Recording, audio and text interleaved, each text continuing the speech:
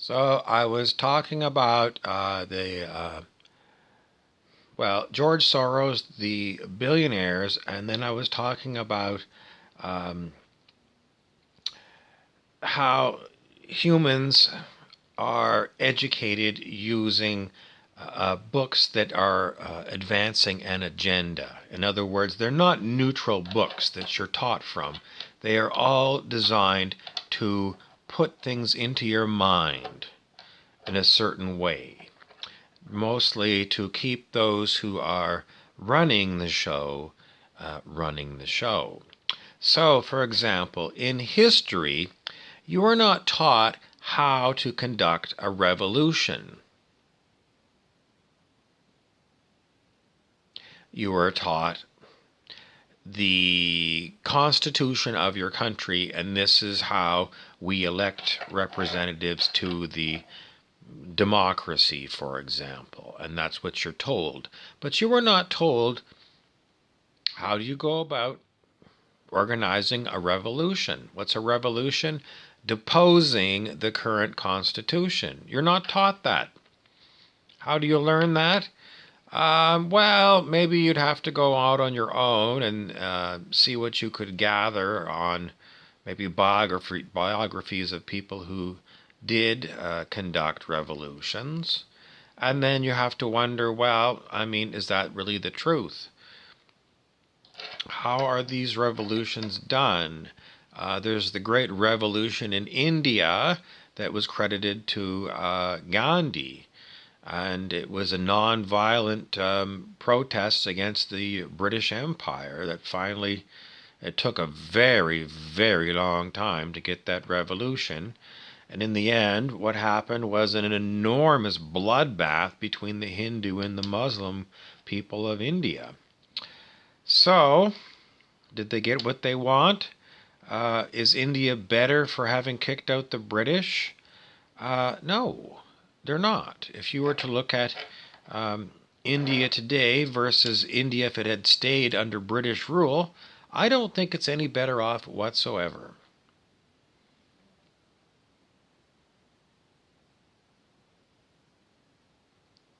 Why?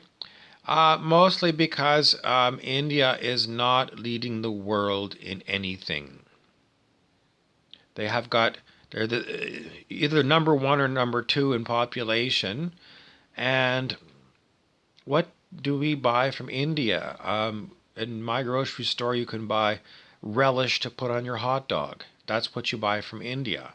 So they're not manufacturing anything that, well, I guess some of my tea. I do get tea, but they had tea under the British.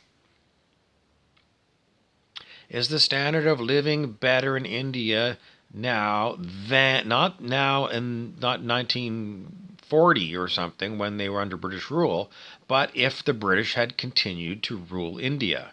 Would the British have done as good a job as the Indian administrations? I think that would have been basically the same. Basically the same. So what does it mean? It means that if you're going to have a revolution, if you're going to put in people who are very similar, I mean, the India kept all of the British laws on the books. What's the point of having a revolution and getting rid of the people who wrote all these laws? Why don't you go and scrap it all and start a new culture? They didn't. They didn't. They held on to Victorian prudery of the British.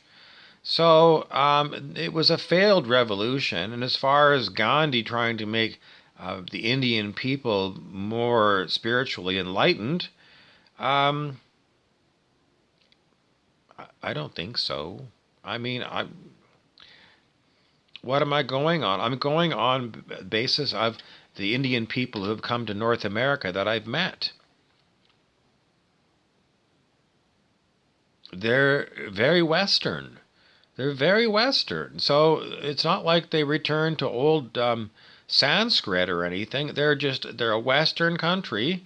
They go have Western ways, and so I mean that's what they would have got if they kept the British.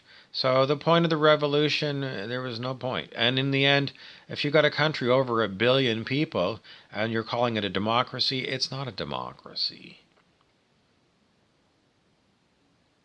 Because you as an individual person have no say. It doesn't matter if your country is 1 billion or if it's 30 million. Even if it's 100,000, do you really have a say? No, you have no say. It is a democracy, not at all. It is not ruled by the people. It's mob rule. Mob rule is what we have. Some people that studied political science in the past said democracy is not a very good system because that's what you get, mob rule. In those days, they said rule by the aristocrats was better because the aristocrats were better educated and had been in the business of ruling longer. And if you had a group of enlightened aristocrats, in other words, people who are not just totally in it for themselves, but also trying to help the people, you could probably have a pretty good country. Someone wants to say Singapore under Lee Kuan Yew. He was a dictator, but he brought the standard of living of Singapore up, although it is, this is the whole problem that you see with anything that is dictatorial. It is a lack of freedom of choice. Someone has got a guiding hand, and if you don't agree with it, you either have to leave or you're going to prison.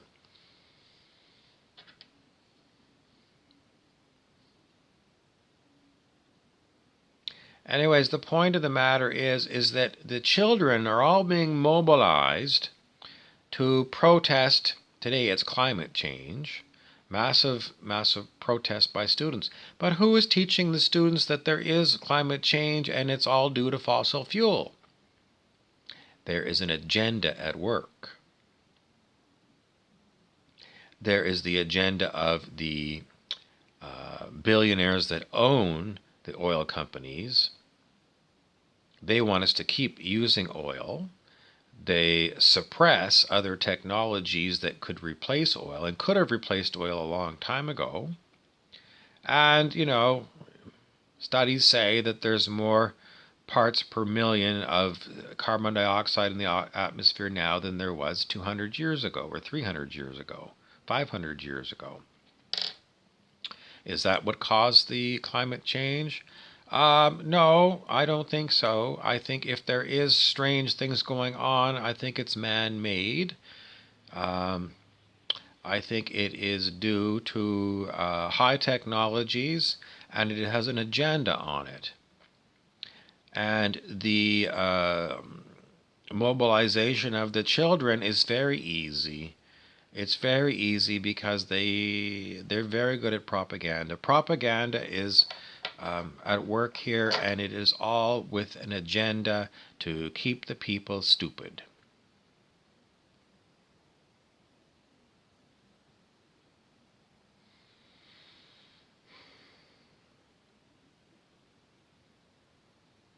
Where do we go from here? Well, what other things are needed to be known? Mostly, the people like George Soros are not to be trusted. The people like Al Gore, his wife Tipper Gore, was famous for censorship of music. These people are not to be trusted. They think that the average person is stupid, and to a certain extent it's true, but they really infantile people.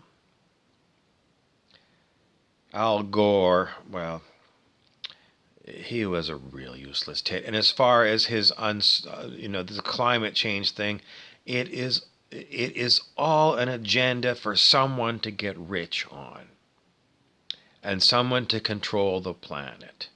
Don't trust Al Gore. Who can you trust? Um,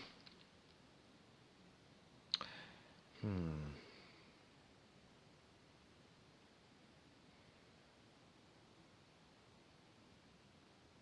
It's not going to be easy.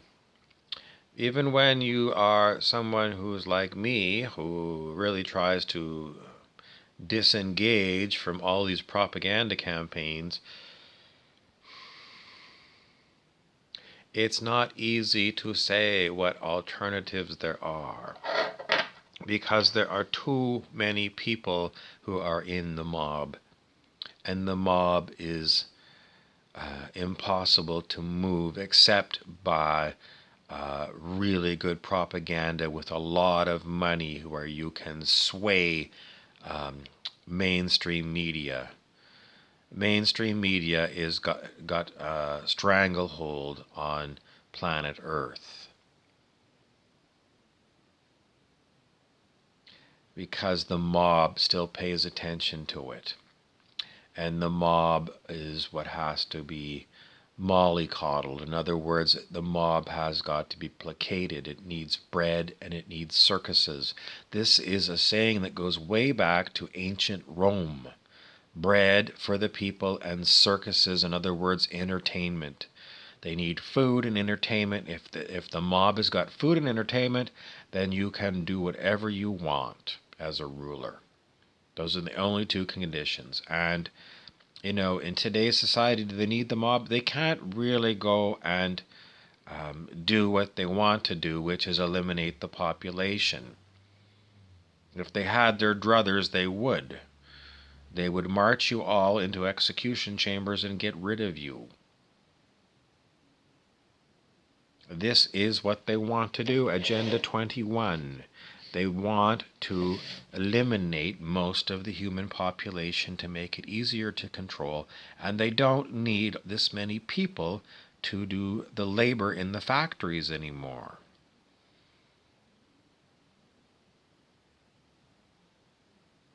So that is what their agenda is all about. It's all keeping you a wage slave where you can't escape from their control.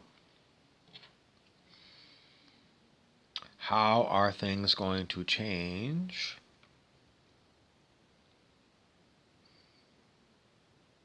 Mostly it has to be on the margins. In other words, small groups that are going to break away. And they're going to need help. Who's going to help them? Someone says scientists.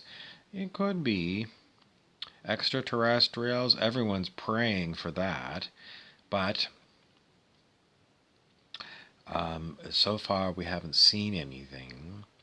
Why would we say that? Because the embedded power on the planet has got all the cards.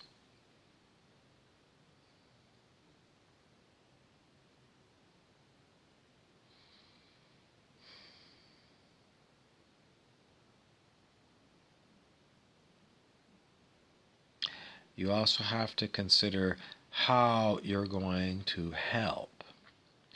Mostly, the higher the consciousness of humanity gets, the worse off the controlling people are.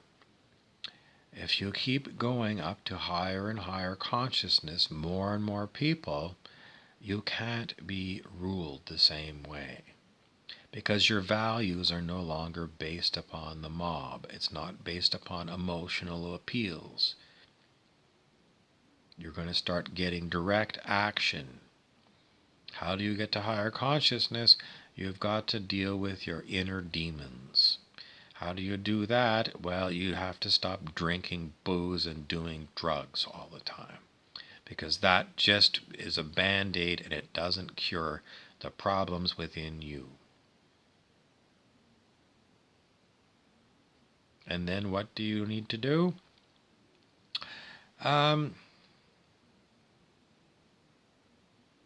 Keep going, keep going, keep going. What is your agenda? You have no agenda because there is no agenda for this kind of revolution. This revolution is not written about with a warlike plan. It is not that kind of a revolution. It is something that is going to be day by day by day. day by day by day, day by day by day. There is no plan. Well, the long term goal is getting rid of money, getting rid of the 1% that owns everything and controls everything. That's the long term plan. And a world where we're I can't even tell you where it's going to lead. That's basically the way it has to go. It has to go so that we're not controlled by money and we do what we're internally guided to do. So everyone is on their own. Everyone is going to do what their soul wants them to do. And they won't have to go and bend down to slavery of needing money. How long is it going to take? Um, it can't be said. It can't be said. All we know is this is the path we must walk.